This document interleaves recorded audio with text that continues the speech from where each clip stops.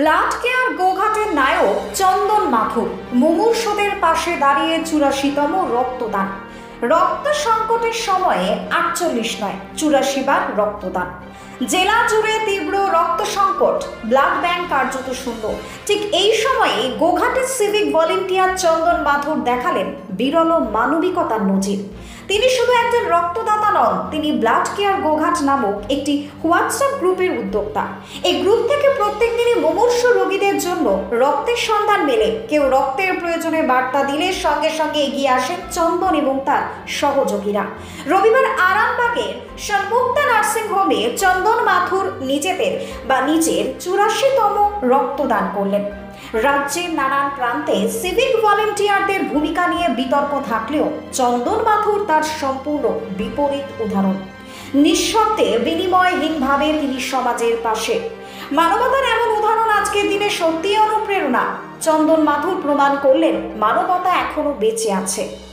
গোঘাট থেকে টার্গেট বাংলার বিশেষ প্রতিবেদন। আজকে আমাদের ব্লাড কেয়ার গোঘাটে একটি রিকুইশন যে গোঘাট থানার মথুরা গ্রামের বাসিন্দা শক্তিপদ ঘোষ এর ভর্তি আছে নার্সিংহোমে। ওনার ব্লাডের প্রয়োজন, ও পজিটিভ। আমি তৎক্ষণাৎ গ্রুপে লিখলাম যে আমি ইচ্ছুক। আমার ৪৮ বার ব্লাড দেওয়া হয়েছে, এবার ৪৯ বার। কিছুদিন বিরত ছিলাম আমার একটু শারীরিক প্রবলেমের জন্য, দিনই মাস ৫-৬ হলো আমি আবার শুরু করেছি। আমাদের ব্লাড কেয়ার গোঘাট এইভাবে আরো এগিয়ে যাক, এটা আশা রাখি। এবং সর্বোপরি আমি ব্লাড কেয়ার গোঘাটের যে আমাদের ৯০০ জন সদস্য আছে তার কাছে আমার অনুরোধ, ওনারা এগিয়ে আসুন। একমাত্র আমাদের প্রচেষ্টাতে এটা সম্ভব নয়। সকলকে নিয়ে গোঘাটের বুকে একটি মানুষও যাতে রক্তের অভাবে করতে না পারে তার আবেদন জানাই।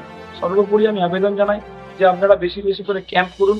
ব্লাড ডোনেশন ক্যাম্প না হলে এই ধরনের এসে ব্লাড দেওয়া এগুলো সম্ভব হবে না। আপনারা ব্লাড ডোনেশন ক্যাম্প করুন বেশি বেশি করে।